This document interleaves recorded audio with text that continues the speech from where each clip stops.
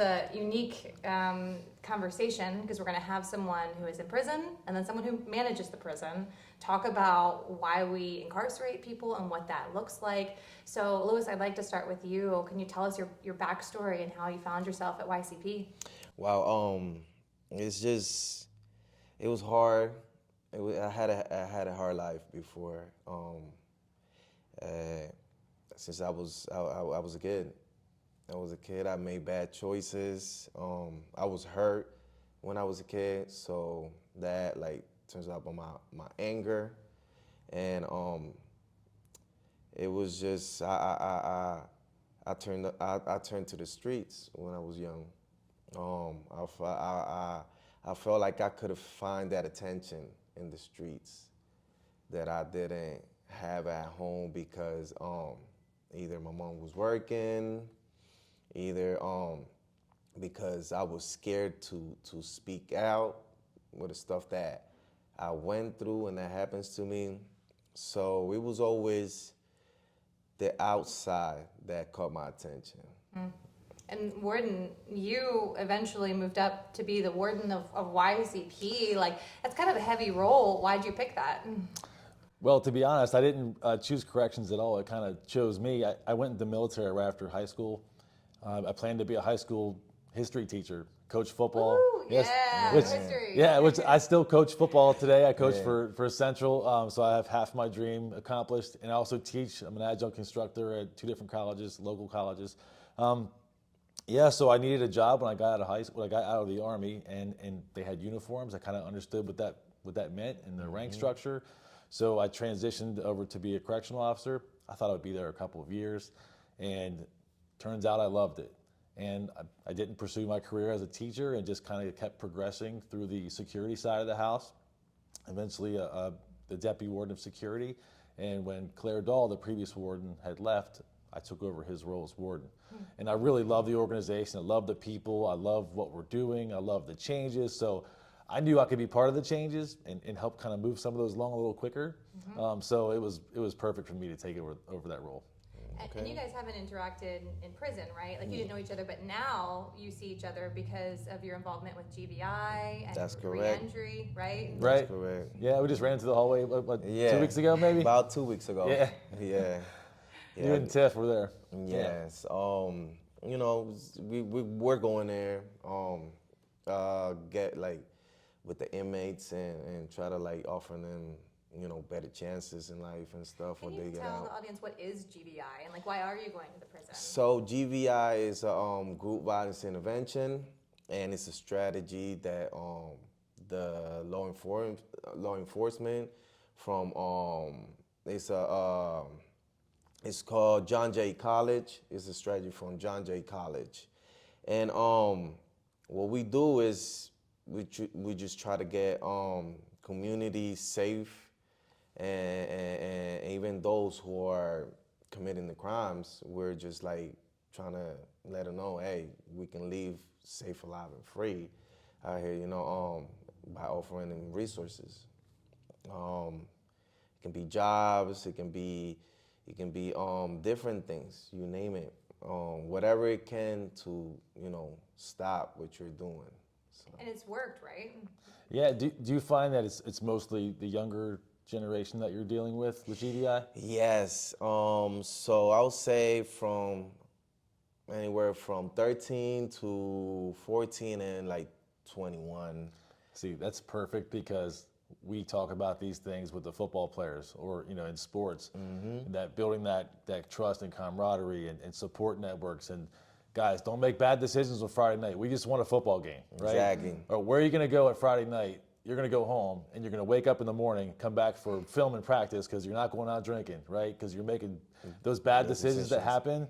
I mean, one decision, you know, you can land yourself in prison or worse. So I love GVI. You know, big supporter of it for those reasons, especially young kids. I mean, if you can stop that early on, your life changes forever, right? Yeah, we even got like programs down at the like schools and stuff. It's called like Boys to Men's, and we teach them how to like even like tie a tie, prepare them for interviews, you know, preparing for life, you know, so they can just like lead by example and stuff. So that's a pretty good thing. Because like you said, growing up, you didn't feel supported by your parents. That could have Yes. been one, and now you're trying to fix that. Yeah, I didn't have my mom and my dad together in that time. So you know, they separated, they divorced. So it was pretty hard. It was pretty hard because you know, you need your mom and your dad together, and you know, seeing that, it's just like, you know, threw me off, and I was confused why my mom is in this side, my dad is in the other side of, you know, the world. Like I said, you know, like that's, you know, it just confused me. But that triggers me to do a lot of bad stuff as well. So I wanted to ask you, right? How was your life? Prior Was to your mom, was your dad together? And Well, I can tell you that, you know, everyone has a story. You know, everyone has made mistakes, to include myself. And I can say that most people have made a mistake that could have landed them in jail at some point in their life. And I think that we all have to be honest and admit that. So my life was not, I wouldn't say I had loving parents. Like half the families in our country, there's separations, and my parents are married now, but we had gone through some of that when we were younger, moving from state to state. So being separated from your dad, in our case, my mom was here, my dad was in Ohio. So that was pretty traumatic as a kid. Yeah. So even for that, I believe it was maybe a matter of less than 2 years, but it really, really affected us, especially at that, you know, early teenage years. So Yes, I finally, agree with you. yeah. So when my dad moved states, moved to Pennsylvania, things did get better. You know, having that family network was really, really big for us. I mean, I remember driving from Pennsylvania down the turnpike, meeting halfway from Columbus, Ohio, which is, 3.5 hours away. We're meeting at a truck stop. We're all having lunch together, then we're back to Pennsylvania. I mean, that was traumatic, Yeah. So during those times, I think it's probably when I got in my most trouble. My early teen years, during those 2-year time frame, started hanging out with the wrong people. Luckily, when things got a little better, my dad came back, and there was more eyes to keep an eye on us to make sure we were doing the right things. So then I really started, really pushing us into sports, pushing me into sports, and I really kind of just surrounded myself with a great team of people and had much more support network. So things definitely got better. So I have to ask you this. So we talk about those support networks when I teach corrections and how important that is. So let's fast forward to when you're in prison, right? Without those support networks, what do you have while you're in? Or do you feel like that's crucial component of actually making it during your time frame there? Yes, I mean, you get to stay busy, you feel like time goes by a little bit faster, because when you're just locked in there and without doing nothing, you feel like you're in there forever. So I feel like programs and stuff like that will like help, even visits. Like when a visitor comes and see you, like you walk in the hallways, you even try to walk slower, just so you feel like, wow, at least I'm out, and once you come back, you just feel like, hey, at least, wow, look at the time, So it is very important. Yeah. It's very important. It is. You really, if you miss that visit, it's a problem, right? Yes. So if you get in trouble or somebody gets in trouble and you guys lose something, right? Yes. That's a big deal, right? Yes. I mean, and you just pound your chest because you be like, wow, I shouldn't even done that. I missed my visit.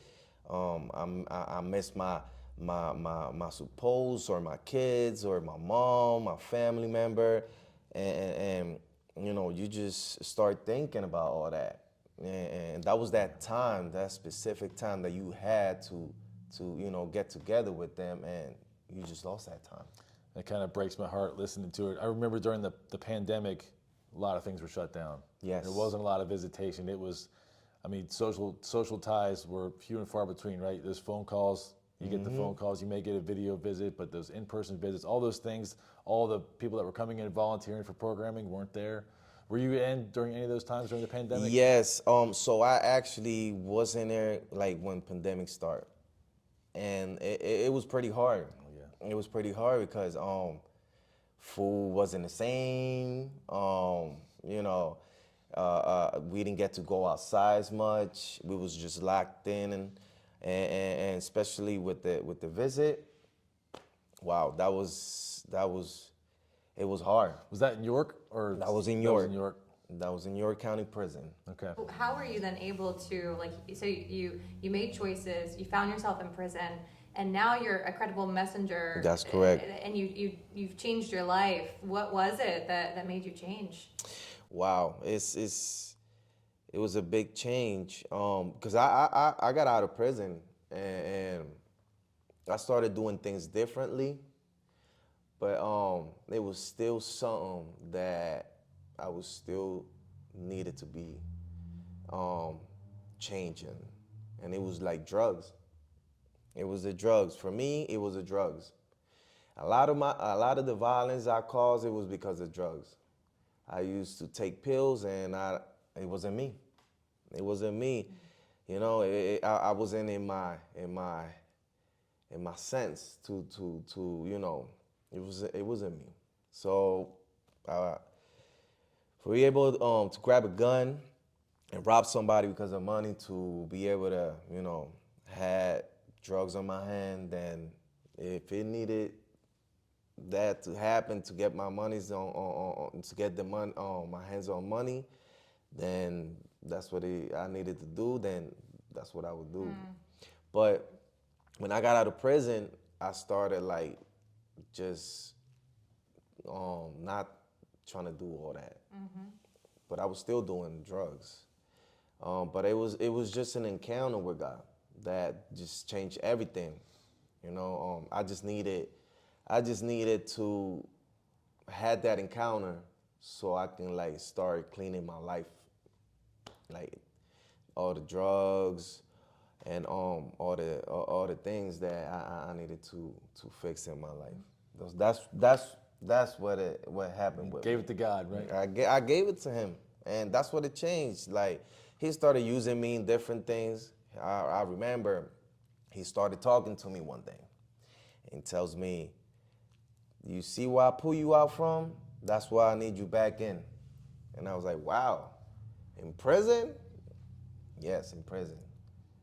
At first I didn't believe it. I didn't, hey. I got to tell you, there's a reason why we have chaplains working in the prison. Yes. Now, of course, not everybody has the same religion. We respect all religions, obviously. I'm a Christian also, just so you know. I don't know if I ever told you that, but we respect all religions. Yes, the chaplains, they actually facilitate all sorts of different religions, material, volunteers when we can get them.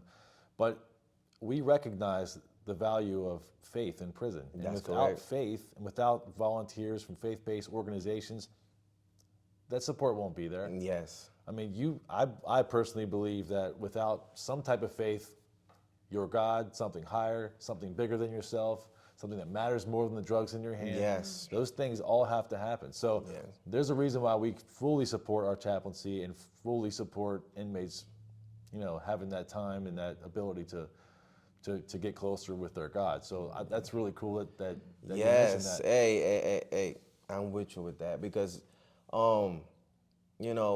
when we go through something, what's the first thing we do? We cry out to God, right? We're like, wow, God, help me out in this. Even though if you're not a Christian or belong in some kind of religion, you still cry out to the God. Mm-hmm. So it was a very good experience for me. At first, I didn't understand, but then now, in days, I started to understand why I was there. Well, and your story is exactly what the warden wants to see more of, some recidivism, stopping people from going back in prison. Because more than one time you said to me, I'd love to work myself out of a job, right? Like that people don't come to prison, you don't have to worry about it anymore. So walk us through some of the efforts to replicate what Luis is doing here. Oh, I gotta tell you. Well, one, I would love to work myself out of a job and maybe do something different in the community. So maybe you still need a paycheck. I don't want to, but yeah, maybe not necessarily Need inside to of a support prison. your family. Yeah. So work myself out of that job and transition to something else. So yeah, I gotta tell you, I can sum it up in one word: it's collaboration. There is no way that. And again, we have great staff at the prison. Great staff. We have evidence-based programs, right?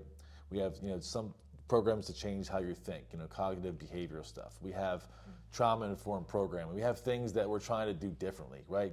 Much different than what we did 10, 20 years ago when our population was 40% higher, right? But it's not just that. It's the community. It's GBI. It's the Safety Collaboration. It's the Reentry Opportunity Center. It's all the organizations coming in, working with inmates as they transition out. It's CareerLink. It's everyone. I can name 1,000 different elements to this, but ultimately, lowering recidivism is not going to happen if it's not everyone working together. Yes. I mean, that's literally what you do, right? Yeah. So you're trying to make the community safer. You're trying to make the community safer. I'm trying to make the community safer. And for me, that means we have to just open our doors a little bit wider, let a few more people in to help, right? When we can do it safely. And prisons are typically not known for being very good at that. We're good at closing doors, locking doors, making sure nobody gets out of said door. So opening them up is sometimes scary, right? But we're very proud of where we've become, what we're doing. You may have, I'm not sure how deep inside of the prison you've gotten lately, but you may see murals on walls. Yes. We're softening the look. It's trauma informed. It's not your typical prison. There's some really cool stuff happening inside of there. And again, there's always the negative side of things too. Nothing's always smelling like roses all the time, right? So we have to be honest that we have work to do, right? We always have work to do. And I think that's the greatest part about our job. There's always work to do. So that one of the last things I want to hit on that we talked about previously is the concept of respect. Because look at the situation right now. You guys are able to talk in a respectful way, and Warden, you talked about how important it was for your officers to demonstrate respect. And Luis, you said the same thing about when you're in prison, what it's like, and how respect plays a role. So could you talk about the concept of respect? You want to start? Or you want me to start? Well, you can start. You want me to start? All right. So I'm very much aware that when somebody comes to prison, you don't really have a lot. You don't have a lot of possessions. You may not have a lot of money. You may have lost a lot. You may have lost your girlfriend, your wife. You're not seeing your kids. You get what we give you, and hopefully you have some money on your books to get a little bit extra, right? Yeah. A little bit small creature comes. So you lose a lot. We understand that. I fully understand that. So what's left? You have your dignity and your respect. When that gets violated, then you're left with nothing. Nobody wants to be left with nothing, to include myself. So I fully believe that respect is top. It's top, right? So I learned early on to respect my elders, so I always try to do that. You older than me? No. I don't think so. I'm kidding. Of course I'm older than you. Look at this gray hair. Yeah, no, but seriously, I think I'm really big on that. So if an officer would ever disrespect or talk disrespectfully, that would be a problem for us. We have a code of ethics for that reason. We don't stand for it. That's my thought about respect. And I always, from a correctional officer on, I got a lot more accomplished by being respectful. If I tried to come in and bark orders, that's going to get me nowhere, right? And we're all in this together. Unfortunately, we're all here for at least the next 8 to 16 hours together, and we should, we can get along and everybody's safe and everybody gets home. As soon as that's, not a thing, then we usually have problems. Yeah. So, anyways, what do you think? Does that make sense? Hey, yes, it does. When you go in there, you already been losing a lot, so you lost. You probably lost your house, you probably lost your car, you probably lost your job. So, going in there, you're not having that mind where hey, so it's gonna get better. Nah, it's not gonna get better because you still with the outside stuff, right? So you expect to have a better living there, because when you go to jail, that's your that's gonna be your home now, right? So just the respect. I'm with you with the respect. Let me ask you this question. So we always kind of preach. We don't worry about charges. We look at everyone as if they're equal in terms of their status as inmates. There's lines that can't be crossed. Your pouch number is your pouch number.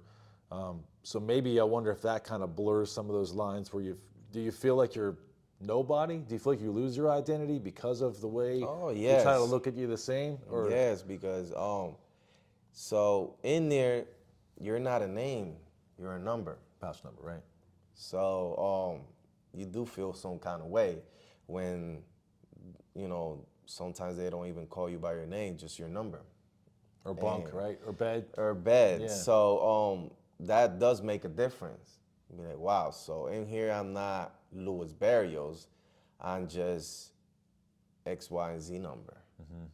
So, it's sometimes that threw you off. Right. You feel like you lost your identity there. Yeah. And I have to ask this question because I talk about it in my classes also. It's the inmate code. Like, you don't snitch, you don't talk to the man, you don't talk to COs, like, right? So yes. I think part of the problem is it's hard for us to have this interaction because then it'll be the appearance is that you're talking to me and telling on somebody, right? Yeah. So then we have to, 16B, come out, we're gonna give you your mail or whatever the case may be, right? So if I start getting to know you as a person, start talking about everyday life even, the appearance is not gonna look like that's what we're doing, right? Yeah. So I can see how that, you have that separation between the two. So I'm not sure how to fix that. If you have any ideas there, please let me know because it's tough, right? Hey, it is. It is. Even for like the inmates each other in it. Like there's some kind of codes. But yeah, then that's why I was positioned as a credible messenger. Because I understand their language, I understand how the street works and all this, because I was in the streets and I have done some kind of stuff out there. So, and still, for me, it's still gonna be some stuff that I would have to stick on to the street codes, because it's that's how I was raised. That's why I grew up with. But not everything, it needs to be the same. But some stuff, for me, it will have to stick up with the same. Even though I changed, even though God transformed my life, but it's just some kind of stuff that I can't break. I can't break. It's just we'll say that's the street law, right? Yeah, and I'm not sure. I don't know if I could be a credible messenger. I might not understand all of that. I understand some, but maybe not to the degree that you do. But I feel like I can be a credible messenger to the inmates at York County Prison by, hey, if they ask me something and I say I'm going to do something, I'll do it. Yes. I'm going to show up on the block. If you don't know who I am, that's a problem for me, right? The other test, if somebody gets out of prison, they see me out here, and we have a conversation. If it's a bad conversation, I'm not doing my job. There should be a good conversation when we see each other outside here. Yes. Which usually it is. I mean, I usually see people that I've known for a long time, and the conversations are great. I see that the word, like your word, that's the most important thing, and I think that's everywhere. The word of a man means everything.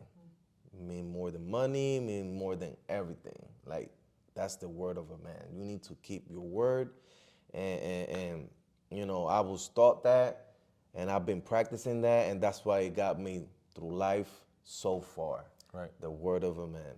Even in the streets, even outside, everywhere. If I say, I'm gonna get you this, I have to get you that, because that's a word I gave you. Right. And what you're showing, Luis, is that you might have a criminal background, but it doesn't dissolve you of character and your humanity and your ability to change and grow. So will you send us off, Luis? Could you tell if there's any kid watching this or youth that you might see going down the same path as you? What would you tell them? wow, I would tell them, you know, just turn your life around. You know, you don't gotta go out here and like break codes to change, because I have changed. I haven't break no codes out here, and I'm changed. I'm the credible messenger. I go out here, people respect me. People respect me everywhere I go. I can go to projects. I can go anywhere I want to go, and I get that respect. Why? Because I keep my word, and I don't break codes, and I let God did that transformation in my life. So, you know, doing the good thing is the best thing, because nowadays I live without worrying about nothing. Oh, Just that's powerful. Just worrying about others now. Like, how can I get to them? How can I, get them to do the right thing? You know, I want to lead by example, so they can see that, there's better out there than just, staying in the same block all day and doing the same thing every day. My life, every day is not the same. My life every day is not the same. And I can do this day, but next day, it's not the same. So if you could bottle that up and sell it to all of us, we would gladly take it. Yes. And I think if you believe in the Bible that God tells you not to be anxious, doesn't want you to be anxious, but we all are, and we all worry, and we all try to do the right thing. But to have that mentality right now is pretty amazing, and I really wish we all could have some of that. That is awesome. Well, thank you both for talking with us. It was a really powerful conversation. So thank you very much. You're welcome. Thank you. Thank you.